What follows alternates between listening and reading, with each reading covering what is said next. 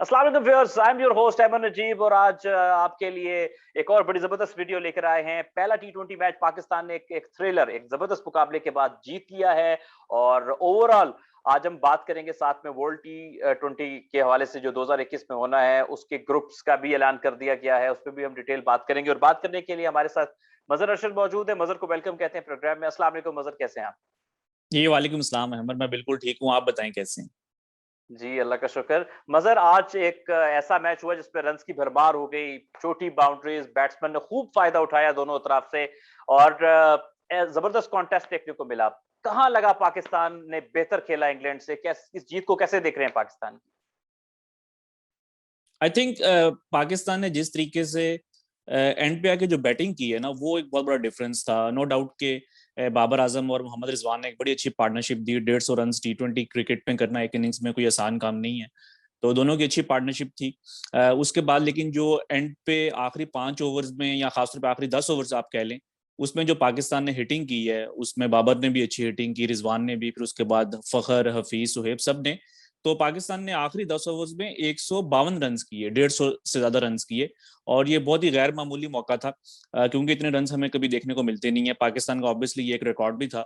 तो I think कि वो जो एक प्लेटफॉर्म दिया था आपके ओपनर्स ने, उसके बाद मिडिल ऑर्डर ने आके जो पाकिस्तान का एक बहुत देर से इशू हमें लग रहा था कि है, इस मैच में जिस तरीके से उन्होंने बैटिंग की है।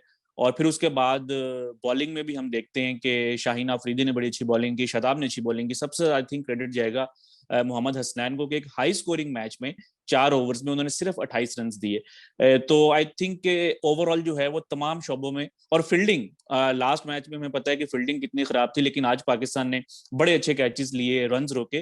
तो तीनों जो डिपार्टमेंट्स थे उसमें पाकिस्तान जबरदस्त था, और इसलिए जो है वो पाकिस्तान ये मैच जीता। अच्छा, ओवरऑल आप देखें कि जब भी आउटसाइड एशिया पाकिस्तान ने बाबर और रिजवान का कॉम्बिनेशन अपनाया है और यही कॉम्बिनेशन को पहले भी कुछ टी20 सीरीज से पाकिस्तान लेके चल रहा है, काफी काम कर रहा है पाकिस्तान के लिए। आज भी शुरू में थोड़ा रिजवान स्लो रहे, लेकिन बाद में उन्होंने पेस कर लिया अच्छा अपनी इनिंग्स को।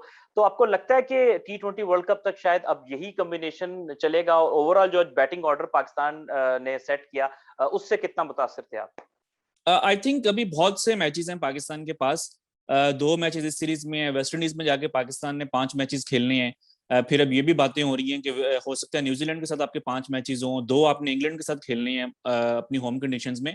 तो आई थिंक पाकिस्तान को काफी अभी आइडिया हो जाएगा इस कॉम्बिनेशन में। आई नो कि आज तो बहुत ही अच्छा खेले थे इस मैच में, लेकिन I think 2 school of thoughts हैं। एक ये है कि आपको शुरू से अग्रेसिव खेलना है, एक ये है कि आपको जरा रिजर्व होकर खेलना है, क्योंकि आपको पता होगा कि पाकिस्तान ने शुरू के 10 ओवर्स में एक भी छक्का नहीं मारा और 80 रन थे। उसके बाद 150 रन हुए। तो ये जो 150 रन हैं आखिरी 10 ओवर्स में, ये हर दिन नहीं हो सकते। ये एक बहुत ही गैर मामूली एफर्ट थी। आई एम नॉट सेइंग कि जो आपने पहले जो 10 ओवर्स में बैटिंग की वो कोई खराब बैटिंग थी, लेकिन I think 2 school of thoughts हैं। मिसबा जरा थोड़ा सा डिफेंसिव रहते हैं, उनकी यही प्लानिंग होती है कि शुरू में विकेट्स को बचाया जाए। बाकी पाकिस्तान ने रिजवान को भी बाबर को भी 3 के ऊपर ट्राई किया है रिसेंटली, लेकिन इस मैच में दोनों ने ओपन किया है। लेकिन आई पर्सनली थिंक कि शायद अभी भी पाकिस्तान को रिजवान और बाबर को स्प्लिट करना होगा, कि बाबर ओपन करें, फखर जमान ऊपर आ जाए। अगर बाबर जल्दी आउट हो जाते हैं तो रिजवान जो है वो नंबर 3 के ऊपर आ जाए। इस तरीके से भी पाकिस्तान जो है वो देख सकता है। अभी तो ये वाला फॉर्मूला कामयाब हो गया है, लेकिन जैसे मैंने आपको कहा कि अभी काफी मैचेस पड़े हैं, तो पाकिस्तान को तमाम कॉम्बिनेशंस को ट्राई करना होगा और फिर देखेंगे कौन सा बेहतर कॉम्बिनेशन है। अच्छा मजहर, लेकिन एक एक काउंटर जी क्वेश्चन है आपसे इसी सारी डिस्कशन में। चूंकि हम ये जानते हैं कि टी20 वर्ल्ड कप यूएई में होना है और जेनेरिकली हमने पहले भी देखा है और अभी रिसेंटली पीएसएल में भी देखा था कि मोहम्मद रिजवान और बाबर आजम, इन दोनों के स्ट्राइक रेट काफी नीचे आ जाते हैं जब ये यूएई में खेलते हैं, थोड़ी सी स्लो साइड पे पिचेस होती हैं। तो आपको लगता है कि इन लॉन्गर रन ये भी कई टीम मैनेजमेंट के माइंड में होगा कि शायद उस पिचेस को देखते हुए जहां आपने वर्ल्ड कप खेलना है, दोनों इतने आइडियल प्ले पेयर नहीं हो सकते जिस तरह पहले उन्होंने परफॉर्म किया इन पिचेस पे? देखें, उसमें ये है कि अगर इनके स्ट्राइक रेट नीचे आते हैं तो फिर बाकियों के भी स्ट्राइक रेट्स थोड़े नीचे आ जाएंगे। तो ऐसा नहीं है कि वहां पे भी 232 रन हमें देखने को मिलेंगे। यूएई में तो 200 रन, और अब जो यूएई में जब होंगे मैचेस तो बहुत लंबी क्रिकेट के बाद होंगे। पाकिस्तान अफगानिस्तान की भी शायद वहां पे सीरीज होनी है, आईपीएल होगी, उसके बाद टी20 वर्ल्ड कप होगा, तो पिचेस थोड़ी सी यूज्ड होंगी। तो हमें वहां पे इस तरह 220-200 रन जो है वो बहुत ही मतलब कि कम देखने को मिलते हैं। तो अगर बाबर आजम रिजवान का स्ट्राइक रेट नीचे आएगा तो ओवरऑल जो रन रेट है वो भी नीचे आ जाएगा। बल्कि आई थिंक कि बाबर और रिजवान का जो कॉम्बिनेशन है शायद यूएई में वो ज्यादा यूजफुल होगा, क्योंकि यूएई में आप 170 रन करके भी मैच को बना सकते हैं।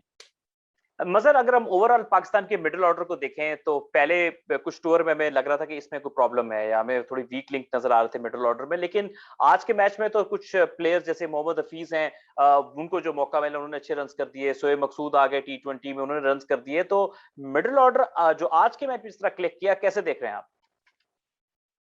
देखें, जो कैमियोज होते हैं ना T20 क्रिकेट में, ये बहुत ज्यादा क्रूशियल होते हैं। ये बहुत अंडररेटेड परफॉर्मेंसेज होती हैं। बाज़ वक़्त हम देखते हैं कि कोई बैट्समैन आके छह बॉल्स के ऊपर 20 रन करता है, 7 बॉल्स के ऊपर 19 रन करता है, तो उसको उतना क्रेडिट नहीं दिया जाता नॉर्मली, क्योंकि at the end of the day लोग ये देखते हैं कि एवरेजेस कितनी है। तो ये चीजें एवरेज के अंदर रिफ्लेक्ट नहीं होती, लेकिन ये गेम चेंजिंग परफॉर्मेंसेज होती हैं। और तीनों बैट्समैन सुहेब, फखर और हफीज ने ये जो कैमियोज खेले, इन तीनों ने कंबाइंड जो है वो 69 रन किए इन 4.1 ओवर्स, 25 बॉल्स। तो ये तकरीबन 16 का रन रेट बनता है। और यही जो है वो डिफरेंस था। आप देखें कि एंड पे जिस तरह की कंडीशन थी, लग रहा था कि इंग्लैंड की टीम जो है वो 200-210 रन इजीली कर सकती है, लेकिन ये जो मिडिल ऑर्डर की कंट्रीब्यूशन थी, इसने वो एक डिफरेंस क्रिएट किया। तो आई थिंक कि ओवरऑल बहुत ही अच्छी परफॉर्मेंस थी पाकिस्तान की। और पाकिस्तान काफी देर से स्ट्रगल कर रहा था मिडिल ऑर्डर के साथ, और अब लग रहा है इस मैच के बाद लगा है कि जरा थोड़ा सा आपको चीजें सेटल्ड होती हुई नजर आ रही हैं लिविंगस्टन की इनिंग्स को कैसे प्रेस करेंगे? वो तो एक लम्हे में लग रहा था कि शायद मैच पाकिस्तान से ले जाएंगे, लेकिन बहरहाल वो आउट हुए। लेकिन कमाल का शौक किया उन्होंने। जी। बाबर आजम के तो ओपनिंग पार्टनर भी हैं वो कराची किंग्स में। तो बाबर आजम तो वैसे भी उनको बहुत अच्छी तरह उनको जानते थे, उनकी स्किल्स की है, उनकी एबिलिटी की है। एक बार बाबर आजम के साथ भी उन्होंने बड़ी लंबी पार्टनरशिप लगाई थी, तकरीबन 150 रन की पीएसएल में।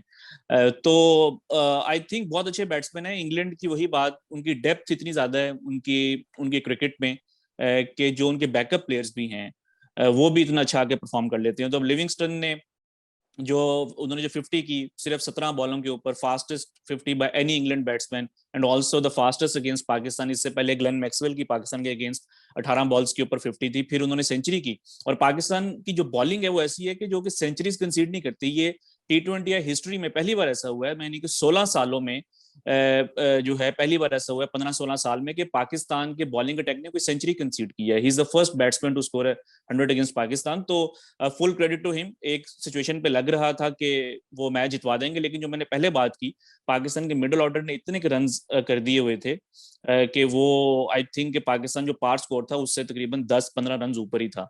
और वो स्कोरबोर्ड का जो प्रेशर होता है वो उसको हैंडल नहीं कर सके एंड पे। तो लेकिन आई थिंक कि बहुत जबरदस्त इनिंग्स खेली है लिविंगस्टन ने। अच्छा, पाकिस्तान की कुछ बॉलिंग पे बात करते हैं। टिपिकली फास्ट बॉलिंग पे शाहीन अफरीदी ने तो ब्रिलियंट बॉलिंग की, 3 विकेटें भी ली, मैन ऑफ द मैच में मिला। लेकिन कई लोगों का ये कहना था कि जी हारिस रऊफ बड़े महंगे रहे हैं और बड़े महंगे रहते हैं और वो शायद टीम को मुश्किल में ले आते हैं। तो हारिस रऊफ की बॉलिंग को देख के आप क्या एनालिसिस, आपके पास क्या स्टैट्स हैं?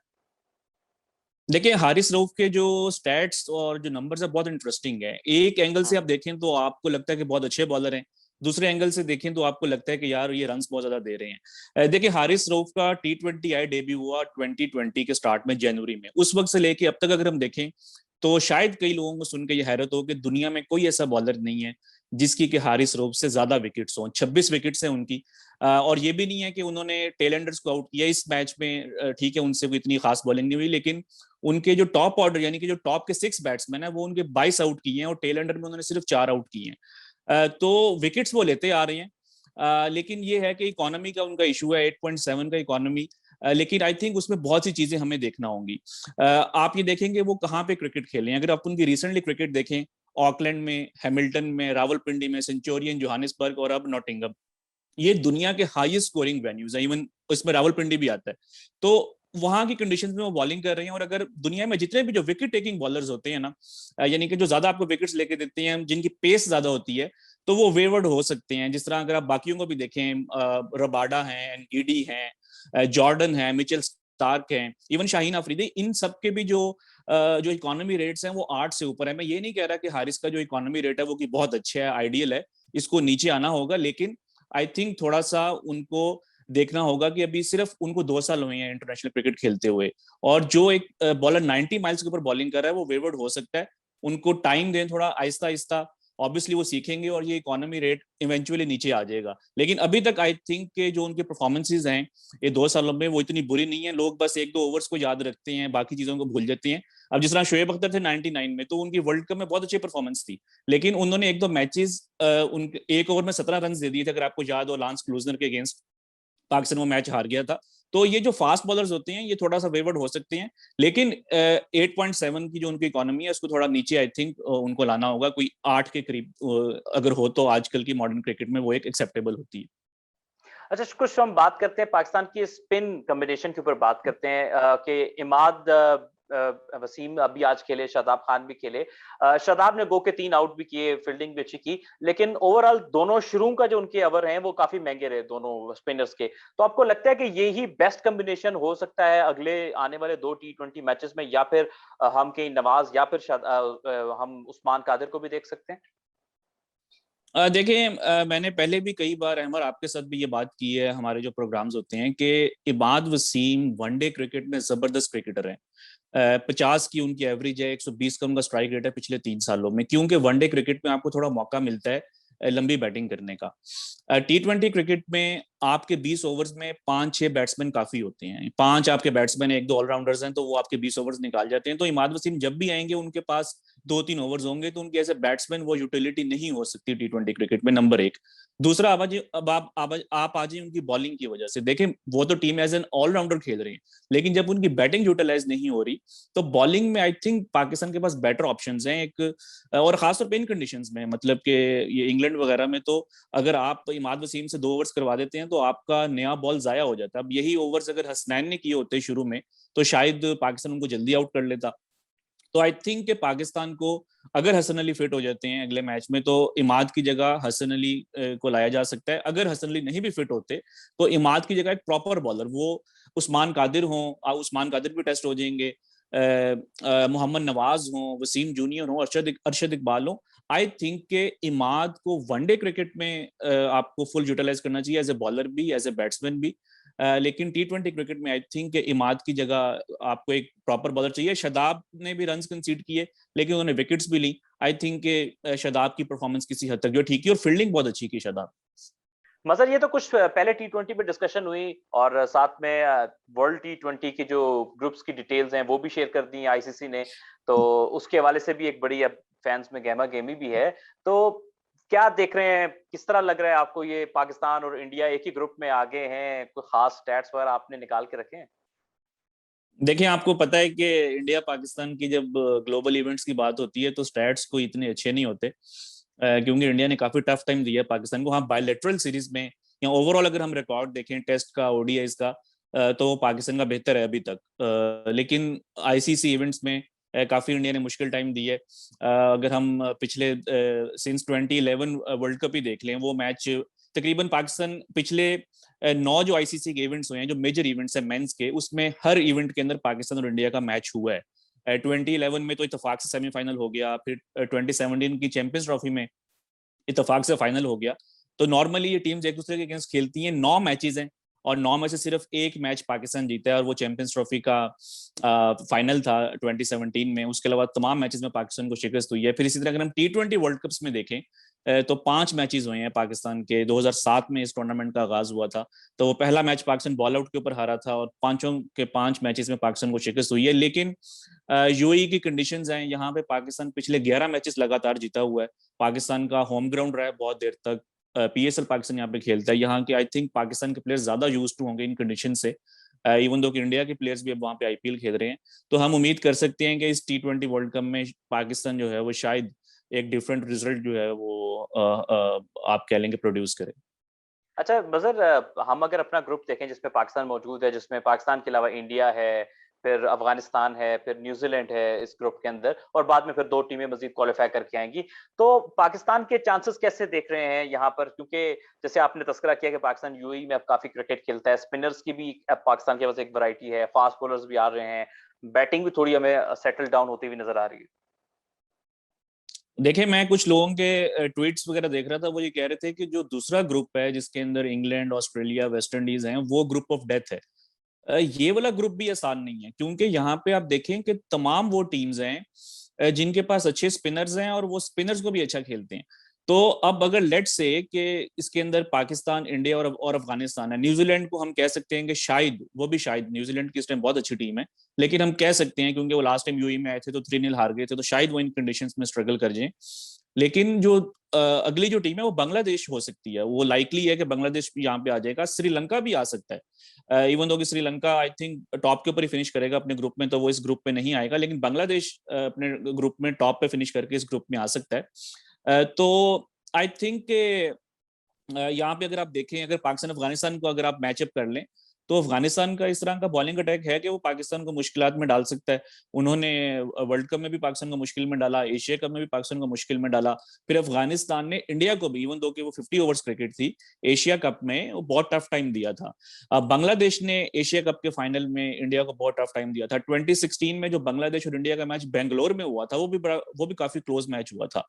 तो ये वाला जो ग्रुप है ये भी कोई आसान ग्रुप नहीं है, लेकिन फिर भी आई थिंक के इस ग्रुप में जो फेवरेट्स हैं वो पाकिस्तान और इंडिया ही होंगे। बिल्कुल ठीक है बसर, ये थी आपके साथ discussion. Thank you so much आपके टाइम के लिए, और आपने वक्त दिया हमें। Thank you so much viewers. आज हमने डिस्कस किया कुछ पाकिस्तान और इंग्लैंड के पहले T20 मैच को, और साथ में वर्ल्ड कप ग्रुप स्टेजेस को हमने डिस्कस किया, टीम्स को डिस्कस किया, क्या पाकिस्तान के चांसेस हो सकते हैं इसको डिस्कस किया। एंड आई होप कि आपको आज की वीडियो पसंद आई होगी। हमें दीजिएगा इजाजत, अपना बहुत सारा ख्याल रखिए। अल्लाह हाफिज।